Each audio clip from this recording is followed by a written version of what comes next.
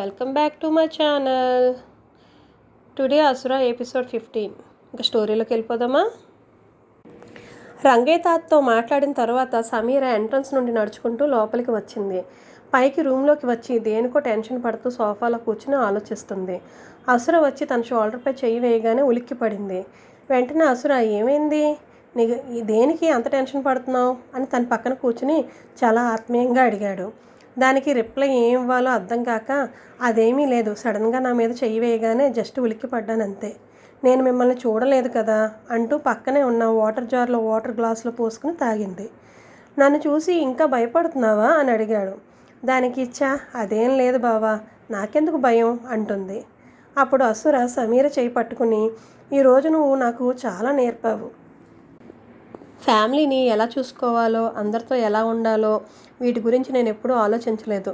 Really అమ్మను ఈరోజు ఎంత హ్యాపీగా ఉండటం చూసాక ఇదే మొదటిసారి అన్నాడు. సమీర అసుర వంక చూసింది. అసుర కంటిన్యూ చేస్తూ, మనం చేసే చిన్న చిన్న పనుల్లో ఇంత ఆనందం ఉందని గ్రహించలేదు నేను అంటూ, ఓయ్ మర్చిపోయాను, నేను ఈరోజు ఏం చెప్తే అది నువ్వు చెయ్యాలి, మర్చిపోయావా అంటూ తన పైకి వెళ్తూ చూశాడు. సమీర అసురుని చూస్తూ వెనక్కి జరిగింది. సోఫాకి జారబడి వెనక్కి వెళ్ళింది. అసుర తన పైకి రావడంతో అసుర ఊపిరి తన చెక్కిళ్ళకి తగులుతుంది. అసుర కళ్ళల్లోకి చూస్తుంటే సమీర్కి ఏదోలాగా అవుతుంది. అసుర సమీర్ని తన ఒళ్ళోకి లాక్కుని తన లిప్స్పై కిస్ చేశాడు. అతను ఒక్కసారి అలా చేసేసరికి సమీర్ గుండె వేగం కొట్టుకుంటుంది.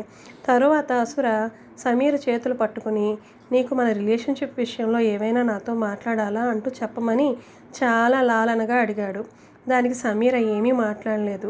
నువ్వు ఏమీ చెప్పకపోతే నేను ఎలా అర్థం చేసుకోవాలి, నీ మనసులో ఏదైనా ఉంటే నాకు చెప్పు అంటూ అడిగాడు. సమీర ఆలోచిస్తూ ఉంటే మళ్ళీ అసుర మాట్లాడుతూ, మనిద్దరి మధ్య ఎలాంటి సీక్రెట్స్ ఉండకూడదు అని అన్నాడు. సమీర, ఓకే గాని బావా, నీ సీక్రెట్స్ అన్నీ నాకు చెప్పేశావా, ఇంకా ఏమైనా ఉన్నాయా అని అడిగింది.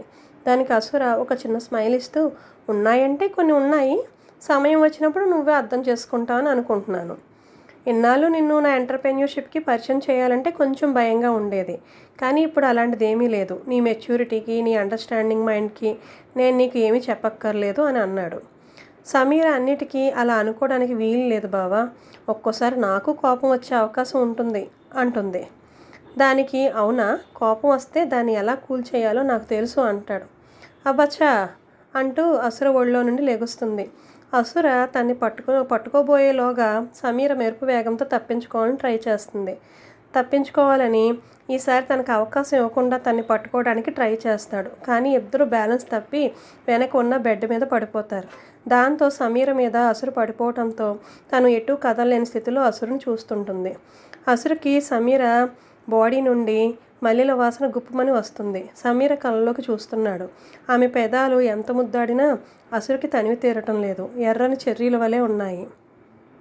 అసుర పరిస్థితి గమనించిన సమీర వెంటనే అసురుని తన చేతులతో పక్కకు తోసేసింది. అసుర పక్కకు జరిగి సమీర్ని తదేకంగా చూస్తూ, ఎన్ని రోజులు ఇలా నన్ను అవాయిడ్ చేస్తావని చెయ్యి పట్టుకుని సమీర్ని తన గుండెలపై లాక్కుంటాడు. సమీర ఒక కుదుట్న పైకి లేచి అంత దగ్గరగా అతనికి వెళ్ళలేక కంగారు పడుతూ పైకి లేచి కూర్చుంది. తన ఇబ్బంది అర్థం చేసుకున్న అసుర కూడా పైకి లేచి సమీర ఒళ్ళో తల పెట్టుకుని పడుకుంటాడు. దాంతో సమీర నవ్వుకుని అసుర తలలో తన వేలు పోనిచ్చి తల సవరిస్తుంది. చాలా బాగుంది, ఇంకాసేపు అలా చేయమని రిక్వెస్టింగ్గా అడుగుతాడు. తను కూడా అలాగే తన తల పడుతుంది. బావా అంటూ సమీర పిలవగానే ఏంటి అన్నట్లు ఆమె వైపు చూస్తాడు. బావా, నీకు 2 విషయాలు చెప్తాను, నువ్వు గుర్తుపెట్టుకో అంటుంది.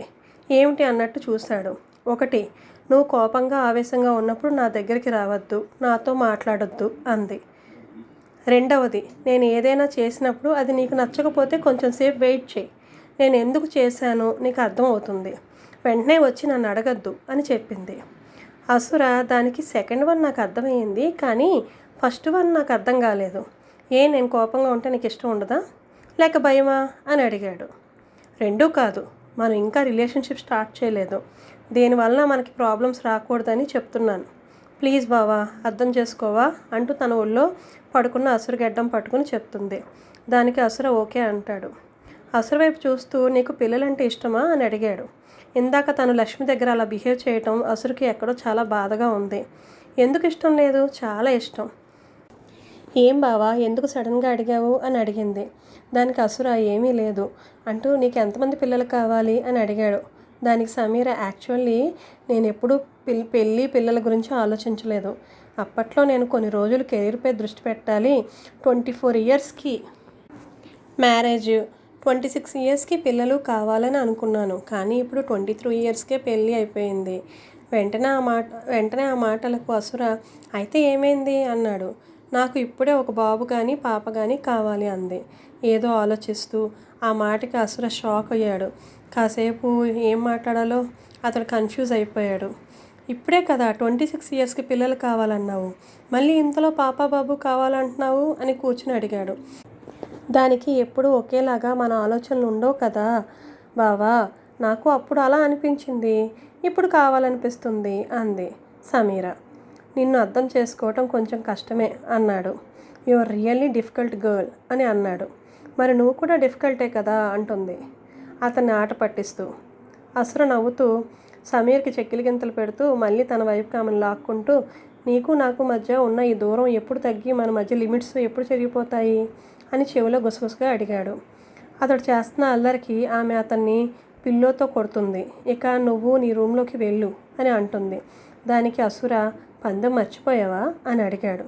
ఇందాక పార్టీ విషయం గుర్తుకు వచ్చి వెంటనే మరి ఈవేళ ఇక్కడే ఉంటావా అని అడిగింది సమీర. అసుర అవును అంటూ తన చేతిలో పిల్లో లాక్కుని తల కింద వేసుకుని హాయిగా కళ్ళు మూసుకుని పడుకుంటాడు. సమీర్కి ఏం చేయాలో అర్థం కాక అలా చూస్తుంది. అసుర సమీర్ని ఒక చేతితో ఆమె చేతిని పట్టుకుని పక్కకు లాగి పడుకోమంటాడు. ఇంతలో సమీర ఫోన్ రింగ్ అవుతుంది. సమీర పక్కనే ఉన్న ఫోన్ తీసుకుని మాలతి అని చూసి ఫోన్ అటెండ్ చేసింది. అసుర స్పీకర్ ఫోన్ ఆన్ చేశాడు. అటువైపు నుండి మాలతి ఏమైందే నీకు, అసలు ఫోన్ చేయటం మానేసావు, నీ హీరో వచ్చాక నన్ను మర్చిపోయావా అని అంది. అదేం లేదు అంది సమీర. ఏమైంది నీకు అని మళ్ళీ అడిగింది సమీరని మాలతి. సమీర ఏమీ లేదు కానీ నువ్వు చెప్పు అంది.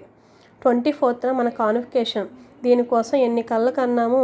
నాకు నీకు ఒకే డ్రెస్సెస్ ప్లాన్ చేస్తానన్నావు, రిసార్ట్ అన్నావు, కనీసం గ్రూప్లో మన ఫ్రెండ్స్తో గ్రూప్ చాట్లో కూడా జాయిన్ అవ్వటం లేదు. నువ్వు కాన్వకేషన్కి వస్తున్నావా అంది మాలతి. సారీ మాలతి, నేను గ్రూప్లో యాక్టివ్గా లేను, కొంచెం బిజీగా ఉన్నాను. తెలుసుగా న్యూ బిజినెస్ స్టార్ట్ చేశాను, వాళ్ళకి లేటెస్ట్ డిజైన్స్ ఇవ్వటం కోసం చాలా హార్డ్ వర్క్ చేస్తున్నాను అంది ఎక్స్ప్లెనేషన్ ఇస్తూ. పక్కనే ఉన్న అసుర ఇంట్రెస్టింగ్గా వింటున్నాడు వీళ్ళ కాన్వర్సేషన్ అంతా. ఈసారన్నా మందు ప్లాన్ చేద్దామా కాన్వకేషన్ పార్టీలో అంది మాలతి. అబ్బా అని తల కొట్టుకుంది సమీర అసుర వైపు చూస్తూ. ఆపవే, నేను తర్వాత మాట్లాడతాను, ప్లీజ్ పెట్టేసే అంది. నీకు ఈ మందు టాపిక్ తెస్తే చాలు ఇలానే చేస్తావు, నాకు మన ప్రోగ్రాం గురించి రేపు అప్డేట్ ఇవ్వు అంటూ ఫోన్ కట్ చేసింది మాలతి. పక్కనే ఉన్న అసుర నవ్వుతూ అసలు మీరు అమ్మాయిలేనా, మందు కొడతారా అన్నాడు. ఏ అబ్బాయిలే తాగాలా, మేము తాగకూడదా అంది సమీర. దానికి సరే, నేను ఇప్పుడే తాతయ్య రూమ్లో మంచి వైన్ ఉంది, ఇద్దరం తాగుదామా అంటాడు. భయంగా సమీర పర్వాలేదా, నేను ఎప్పుడు తాగలేదు, ఫస్ట్ టైం మాలతి నేను ఇద్దరం కలిసి తాగాలని అనుకున్నాం అంటుంది. పర్వాలేదు, నాతో తాగు, ఇప్పుడు కాన్వకేషన్ అయ్యాక నీ ఫ్రెండ్స్తో తాగు, నీకు ఎక్స్పీరియన్స్ కూడా ఉంటుంది కదా అంటాడు. ఓకే అయితే ఒక కండిషన్, వైన్ తాగాక నువ్వు నీ రూమ్లోకి వెళ్ళిపోవాలి, నన్ను డిస్టర్బ్ చేయకూడదు అని అంటుంది సమీర్ చేత వైన్ తాగించి తన మనసులో ఏముందో తెలుసుకోవాలని అనుకుని ఓకే డీల్ అంటాడు అసుర. బావా చెప్పడం మర్చిపోయాను, కాన్వకేషన్ కోసం నేను గోవా వెళ్ళాలి, ప్రోగ్రాం అక్కడే, అమ్మ మాలతి కలిసి అక్కడికే డైరెక్ట్గా వస్తున్నారు. ఏం మీ డాడీ రావటం లేదా అని అడిగాడు అసుర. నాకంటే నీకే బాగా తెలుసు కదా డాడీ ఎక్కడ ఉన్నాడో. అమ్మ డాడీతో మాట్లాడడం లేదు, ఇద్దరు సెపరేషన్లో ఉన్నారు అంది సమీర కొంచెం బాధగా చెప్పింది. అసుర ఏమీ మాట్లాడలేదు. తర్వాత అసుర నిన్ను గోవాకి నేను తీసుకెళ్తాను, నువ్వేమీ సింగిల్గా వెళ్ళక్కర్లేదు అంటాడు అసుర. దానికి నవ్వుతూ సరే అంటుంది సమీర. తన కళ్ళలో ఉన్న ఆనందం చూసి మరి కిందకి వెళ్ళి వైన్ తెస్తాను అంటూ స్పీడ్గా వెళ్ళిపోయాడు అసుర.